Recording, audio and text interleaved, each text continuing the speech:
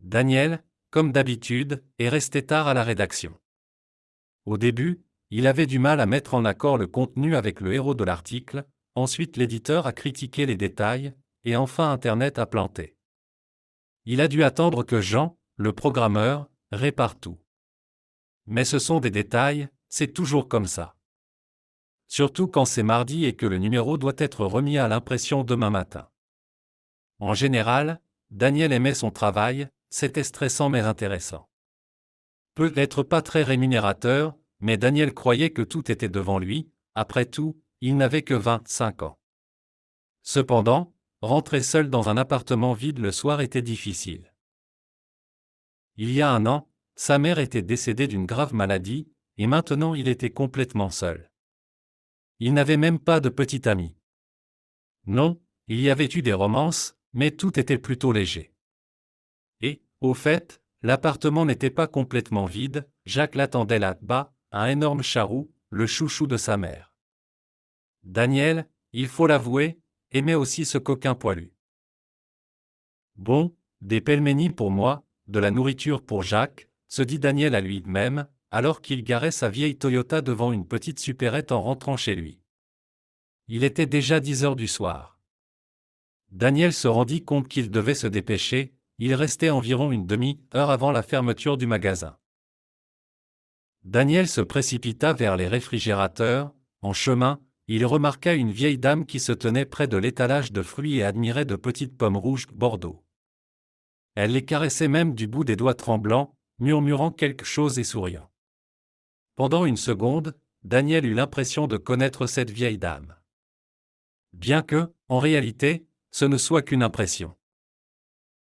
Le jeune homme choisit des pelménis, se souvint du chat et se dirigea vers les aliments pour animaux.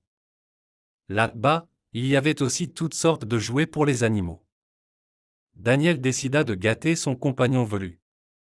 D'autant plus que le vieux jouet en plastique, une souris, avait disparu ou été dévoré quelque part par Jacques. Il avait déjà 10 ans et pourtant il jouait toujours comme un chaton.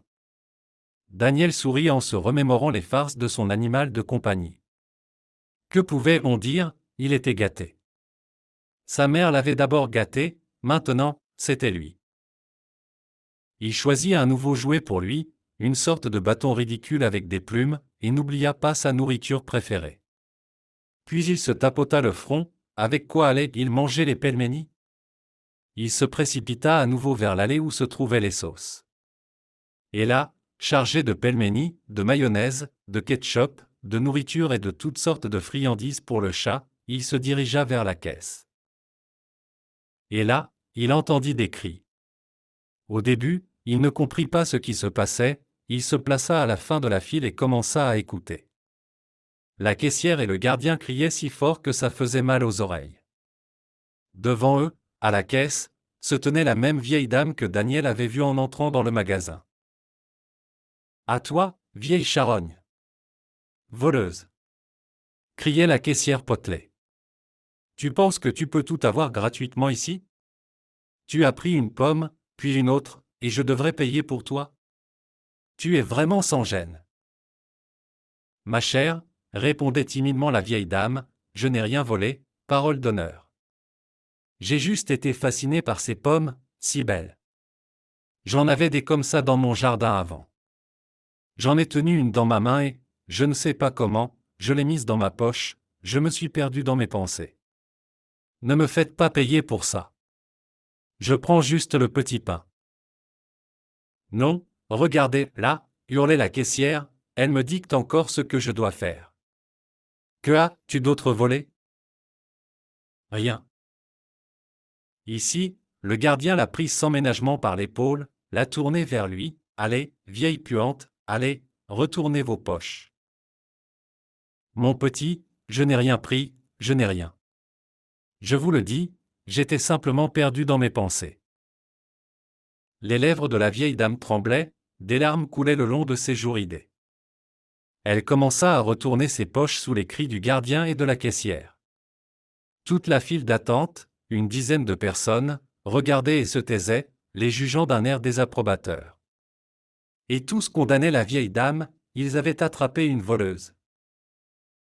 Appelez la police et dégagez de la caisse. Marmonna la femme en manteau coûteux, mécontente. Pourquoi on reste ici? Le magasin va bientôt fermer. Nous allons appeler tout de suite, répondit le gardien. Jusqu'à ce moment, Daniel avait observé en silence, mais une tempête d'indignation grondait en lui, autant de cris pour une simple pomme.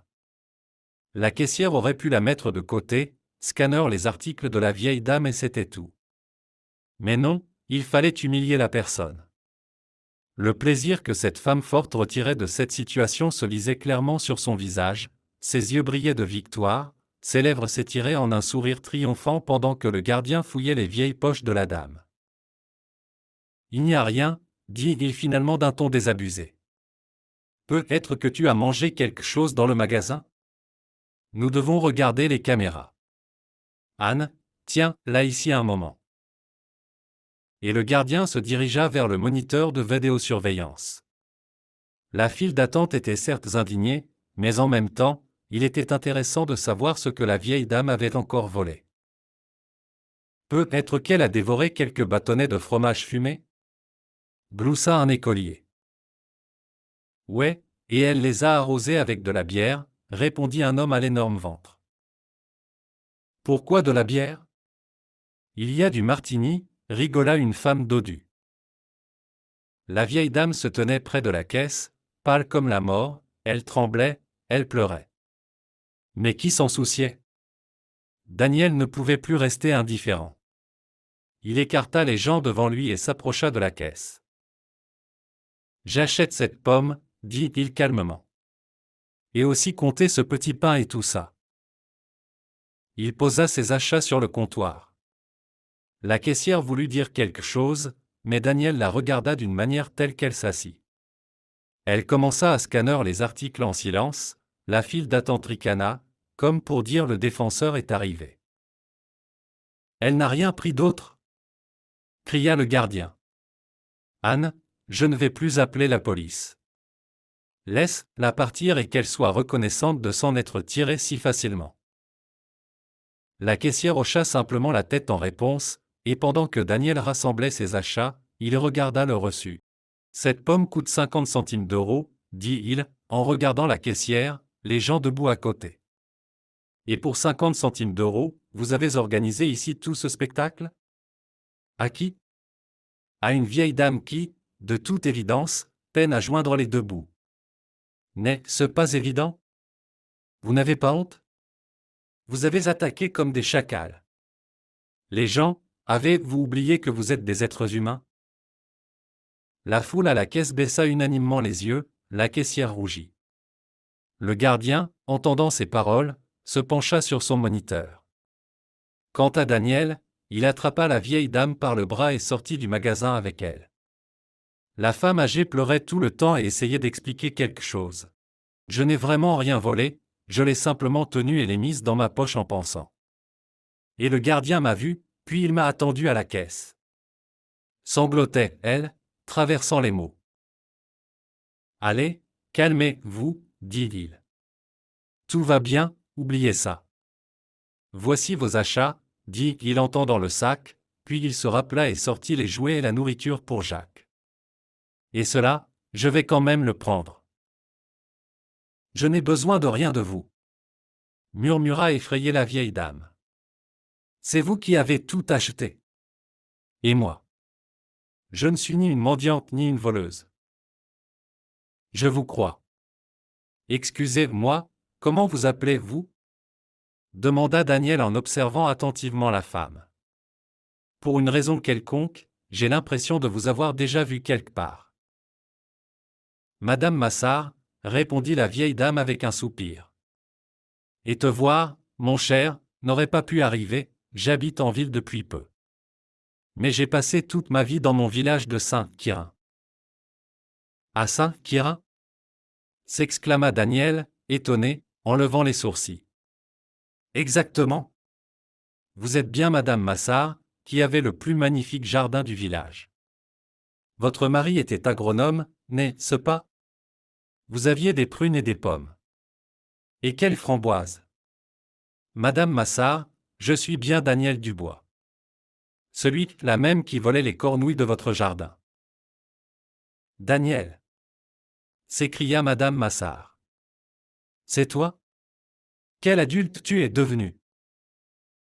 Et ensuite, ils ont tous les deux été assis dans la voiture de Daniel, se remémorant le passé. Au début des années 2000, Daniel et sa mère, madame Dubois, vivaient dans le village de Saint-Quirin. Ils s'y étaient installés après que leur père les ait chassés de son appartement en ville. Ils se sont installés dans la vieille maison de la mère défunte Marie. Ce n'était pas facile pour eux, il n'y avait pas beaucoup de travail dans le village, le père ne payait pas de pension alimentaire. Marie a dû aller travailler à la poste, bien qu'elle ait été formée comme pianiste. Danielka allait à la garderie du village, puis à l'école. Pendant leur temps libre, les garçons traînaient avec d'autres enfants du village, il n'y avait rien à faire, les parents étaient tous occupés, ils gagnaient un peu d'argent. Les garçons ont exploré toutes les environs, tous les endroits abandonnés leur étaient familiers. Mais ce qui les attirait le plus, c'était le jardin de madame Massard. À l'automne, plusieurs variétés de pommes mûrissaient là-bas, quelques pommiers étaient à moitié sauvages, et il y avait des prunes jaunes. Et il y avait même de vrais abricots. Comment ils ont poussé dans un climat étranger pour eux, tout le voisinage était émerveillé. Madame Massard souriait mystérieusement, son défunt mari agronome s'y connaissait en plan. Il avait voyagé dans toutes sortes de foires agricoles et avait un jour acheté cet abricot, recommandé pour leur région. Un jour, les garçons ont décidé d'essayer ces abricots, mais le problème était que madame Massard ne laissait personne les essayer, pas même un peu. Elle en avait peu, disait-elle. Elle n'en récoltait que pour la conservation de son fils. Mais les garçons ont quand même décidé de se régaler de ce fruit du Sud et sont allés la nuit dans le jardin de madame Massard. Mais ils ne savaient pas que la vieille dame ne dormait pas bien la nuit, elle s'asseyait souvent sur le perron, regardant les étoiles. Elle a immédiatement remarqué les voleurs et les a poursuivis. Tous les garçons ont rapidement sauté en arrière par-dessus la clôture et se sont enfuis, mais Daniel s'est accroché à un clou de clôture avec son pantalon et est resté suspendu. Oh, il a reçu une bonne correction de la part de madame Massard sur son derrière. Elle l'a fouetté à cœur joie, puis l'a aidé à descendre de la clôture. Danielka s'est précipité à la suite des gars.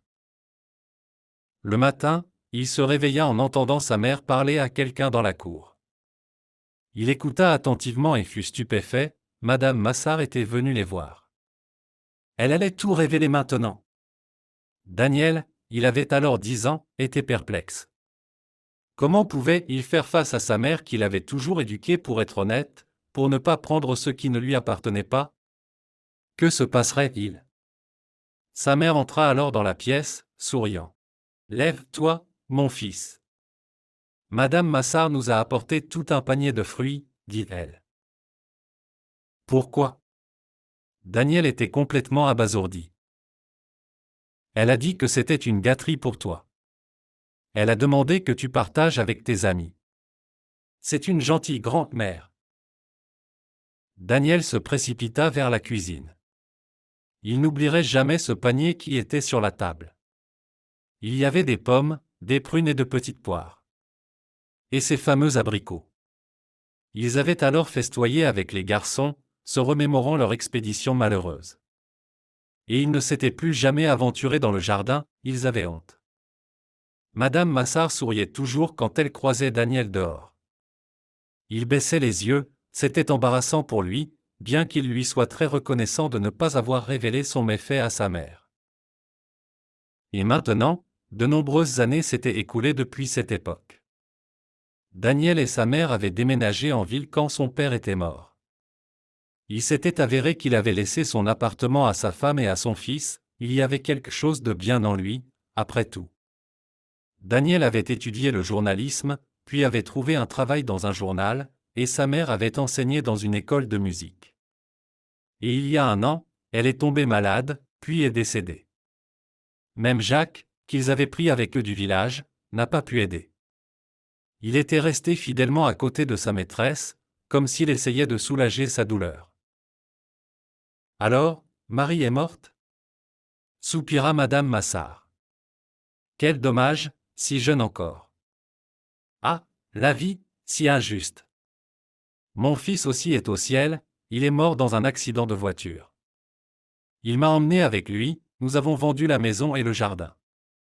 Je pensais que je vivrais tranquillement avec mon fils et sa famille, et voilà comment ça s'est passé. Mon Éric n'est plus là. Et ma belle-fille est devenue une mégère, et ma petite-fille lui ressemble. La vieille dame essuya ses larmes et expliqua qu'après la mort de son fils, elle avait dû vivre avec sa belle-fille Camille, elle n'avait nulle part où aller. Mais Camille avait établi ses règles, elle a pris la carte bancaire de la vieille dame, où sa pension était versée, elle lui donnait un peu d'argent pour ses dépenses. Le reste, comme elle disait, allait dans le budget familial. Seulement, du budget de Camille, il ne restait pas grand-chose pour Madame Massard non plus. Camille surveillait attentivement ce que la vieille dame mangeait et buvait. Et il y a un mois, elle avait même mis un cadenas sur le réfrigérateur pour empêcher Madame Massard de prendre quelque chose sans qu'elle le sache. Sa petite fille Zoé était du côté de sa mère. La vieille dame la dérangeait, elle marchait en traînant les pieds, faisait tomber des miettes en mangeant. J'ai tout fait pour eux, raconta Madame Massard à Daniel, mais après la mort d'Éric, ils sont devenus comme des étrangers pour moi. C'est très blessant, je ne peux même pas manger à ma faim. Mais ne pense pas que j'ai volé au magasin, ça s'est juste passé comme ça. Je vous crois, répéta Daniel une fois de plus en réfléchissant. Donc, si je comprends bien, votre belle-fille utilise votre argent et ne s'occupe pas vraiment de vous? Ils vous laissent avoir faim? Eh bien, pas exactement à mourir de faim. Le matin, ils peuvent me couper des saucisses avec du pain, une soupe pour le déjeuner, et le soir, ils ne dînent pas, ils économisent sur les calories. Et le réfrigérateur est verrouillé, ajouta Daniel. C'est scandaleux. Donc, voilà comment ça se passe, Madame Massard. Allons chez moi tout de suite, nous cuisinerons ces pelménis, nous mangerons normalement. Vous passerez la nuit chez moi, et nous déciderons ensuite de ce qu'il faut faire. Oh, je me sens mal à l'aise. Il est encore plus inconfortable de vivre avec la faim, trancha Daniel. Jacques les accueillit à la porte. Il miaula joyeusement en voyant son propriétaire, puis regarda la femme avec un air interrogatif. Est-ce vraiment le même chaton que Marie a attrapé dans le ravin? S'écria Madame Massard. Elle était tellement inquiète à l'époque, il est sorti. Il est sorti, sourit Daniel, mais une ombre passa rapidement sur son visage. Seulement voilà, maman n'est plus là. Oui, Daniel, tout est si difficile. Ils se turent un instant, puis se dirigèrent vers la cuisine pour préparer des pelménis. Madame Massard prépara rapidement une salade de légumes qu'elle trouva dans le réfrigérateur. Ensuite, ils dînèrent avec appétit. Jacques croqua son alimentation avec enthousiasme. Tout était si bon et confortable, comme s'ils avaient déjà dîné ensemble 1000 fois à 3. Daniel installa sa convive dans le salon, puis eut du mal à s'endormir, caressant Jacques et réfléchissant. J'ai l'impression que maman aurait approuvé mon idée. Qu'en penses-tu? Demanda-t-il, il hocha en s'endormant. Jacques miaula quelque chose et se blottit en boule à côté de lui.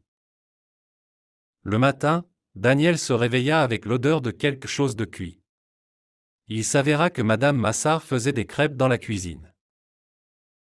J'ai un peu pris les rênes en main ici, dit timidement la vieille dame. Je te demande pardon. C'est merveilleux. Cela fait longtemps que je n'ai pas mangé de crêpes. Rit Daniel. Et vous n'avez pas à vous excuser, faites comme chez vous. Après le petit déjeuner, il évoqua enfin l'idée qui l'avait empêché de dormir cette nuit-là. Madame Massard, venez vivre avec moi, proposa Daniel. Comment ça? S'exclama la vieille dame. Pourquoi? Nous sommes des étrangers, après tout. Parfois, des étrangers sont plus proches que des proches. Vous le savez très bien. Alors, où irez-vous? Chez votre belle-fille qui vous déteste? Ou chez votre petite-fille qui suit sa mère? J'ai beaucoup de place, 3 chambres. choisissez en une, je ne suis à la maison que la nuit. Jacques est seul tout le temps, il ne s'ennuiera pas avec vous. Et vous serez plus tranquille ici. Eh bien, Daniel, comment faire? Et si tu ramènes une petite amie à la maison? Et moi, je suis une vieille bique. Croyez-moi, nous nous en sortirons. Cligna l'œil Daniel. Et vous n'êtes pas du tout une bique, mais une grande-mère. Je n'ai jamais eu de grande-mère, après tout. Madame Massard tripotait timidement un mouchoir dans ses mains, elle aimait cette proposition. Vivre avec sa belle-fille était insupportable. Finalement, elle accepta. Daniel sourit joyeusement, se prépara pour le travail et en profita pour obtenir l'adresse de sa belle-fille. Je veux lui rendre une visite polie, cligna-t-il à Madame Massard. Oh, Daniel, ne te dispute pas avec elle. Elle est tellement querelleuse. Et moi, je ne vais pas non plus, je prendrai juste ta carte et tes affaires. Il y a beaucoup de tes affaires là-bas? Oui, 2 sacs. Ils sont juste à côté du canapé. Eric est décédé 3 jours après que j'ai été transféré. Et Camille n'a plus eu de place pour moi dans sa garde-robe après cela. Je ne comprends pas, où est l'argent après la vente de ta maison? Eh bien, Dieu seul le sait. Camille a dit que tout est à elle maintenant, et je n'ai pas contesté. Merci de ne pas m'avoir jeté dehors. Daniel acquiesce. Il a quitté le travail tôt ce jour-là, puis était allé au poste de police où travaillait un de ses amis enquêteurs. Daniel raconta l'histoire de Madame Massard. L'enquêteur expliqua longuement que la vieille dame pourrait obtenir de l'argent de la vente de la maison, mais qu'il fallait faire preuve de patience. Il fallait aussi trouver un bon avocat et ce n'était pas gratuit non plus. Daniel décida pour commencer de récupérer au moins la carte de Madame Massard. La porte de l'appartement fut ouverte par une jeune fille décontractée. « Quoi ?» demanda-t-elle. « Appelle Camille, » dit Daniel. « Maman, c'est pour toi. » cria-t-elle dans l'appartement et partit. Une femme enrobée apparut, un peu du genre commère du marché. « Qui êtes-vous » demanda-t-elle en haussant les sourcils. « Je vous apporte des salutations de Madame Massard, » lui répondit Daniel. « Elle est chez moi en ce moment. »« Chez toi » ricana Camille sans ménagement en le toisant. « Et moi qui pensais appeler la morgue. » Elle est bien vivante et se porte assez bien. Je viens pour récupérer ses affaires et sa carte bancaire. Quoi? Se moqua Camille. Tu fais le caïd. Écoute, toi, dit Daniel en s'approchant de la femme et en la menaçant. Si tu ne me donnes pas la carte, le policier du quartier viendra ici tout de suite et il se penchera sur les conditions dans lesquelles une personne âgée vit chez toi. Camille fut prise de panique, mais elle ne comptait pas rendre la carte. Alors Daniel appela un autre ami à lui, qui était acteur. En route vers Camille, Daniel l'avertit déjà qu'il pourrait appeler et qu'il fallait jouer un vrai bandit, un hors-la-loi invétéré. Daniel mit son téléphone en haut-parleur. Après ce monologue, Camille donna la carte à Daniel sans discuter, et Zoé rassembla toutes les affaires de sa grand-mère. Il y a aussi de l'argent pour la maison, déclara Daniel en se tournant vers la propriétaire alors qu'il était sur le pas de la porte. Pas d'argent, s'écria Camille hystériquement. J'appellerai la police tout de suite. Daniel sourit simplement. Elle ne rendrait certainement pas cet argent, il était évident qu'il avait déjà été investi ou dépensé depuis longtemps. Madame Massard s'acclimata rapidement à sa nouvelle situation, prenant soin de la maison et s'occupant de Daniel comme de son petit-fils. Il aimait rentrer chez lui, où l'appartement n'était plus vide. Souvent, le soir, il s'asseyait et se remémorait la vie à Saint-Quirin. Un jour, il se souvint même de l'incident où Daniel était resté accroché à la clôture. Pour être honnête, je me suis blâmé toute la nuit après ça, de t'avoir frappé avec la vrille, même si tu étais un enfant, ça devait faire mal. Ça fait mal, acquiesça Daniel.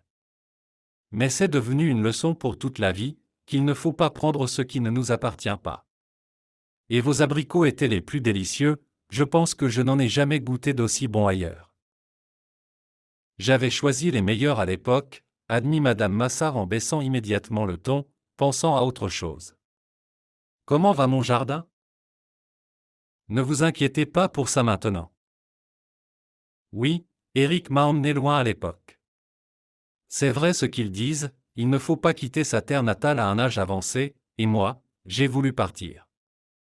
Voilà le résultat. Si seulement Eric était encore en vie, il aurait remis sa femme à sa place. Et sans lui, elle a perdu la tête complètement. Mais il faut toujours voir le côté positif en tout, sourit Daniel. Sinon, nous ne nous serions pas rencontrés et nous ne serions pas assis ici, dans la cuisine. C'est aussi vrai. Et après un certain temps, Daniel dut partir en voyage d'affaires pendant quelques jours. Et là, problème, Jacques a couru dans la cour et s'est battu avec le chat du voisinage. Et tout aurait pu aller, mais quelques jours plus tard, Madame Massard a remarqué que Jacques avait une grosse bosse à l'oreille. Il ne mangeait pas, il était tout chaud. La vieille dame a attrapé le chat et l'a emmené à la clinique vétérinaire la plus proche. Un abcès, diagnostiqua immédiatement la jeune vétérinaire. Elle a fait une opération et a expliqué comment prendre soin du chat après. Madame Massard écoutait, inquiète, avec l'âge, elle était devenue incertaine, craignant de faire du mal à l'animal. Je viendrai chez vous demain soir pour aider à panser la plaie, promit la jeune femme. Son prénom était Emma. Et elle n'a pas menti, elle est venue, a soigné la blessure de Jacques, a rassuré Madame Massard que tout irait bien. Je crains que Daniel ne me réprimande pour ne pas avoir surveillé le chat, avoua-t-elle à Emma. Vous avez tout fait correctement, sourit Emma. Les chats sont comme ça, ils aiment se battre. Et voilà, Daniel est rentré un peu plus tôt de son voyage. Il a vu une inconnue dans l'appartement et a été surpris. Puis, quand il a compris la situation, il a même accompagné la jeune femme. Ensuite, il l'a accompagnée à nouveau, et encore une fois. En fin de compte, 6 mois plus tard, Emma vivait déjà dans l'appartement de Daniel légalement, ils s'étaient mariés. C'est ainsi qu'ils vivent maintenant avec Madame Massard. La vieille dame ne les dérange en rien. Après tout, comment un être cher pourrait-il être une gêne? Et Camille, la belle fille de Madame Massard, a été arrêtée 1 an après tous ces événements. Il s'est avéré qu'elle travaillait comme comptable et détournait de l'argent de la société. Sa fille avait disparu quelque part vers le sud. Quand Madame Massard a appris tout ça, elle a été un peu attristée. Après tout, c'est la femme et la fille de son fils, sa petite fille. Que va-t-il leur arriver? Puis elle a décidé, pourquoi s'inquiéter? Après tout, ils n'avaient même jamais pensé à elle, qu'ils vivent comme ils le savent.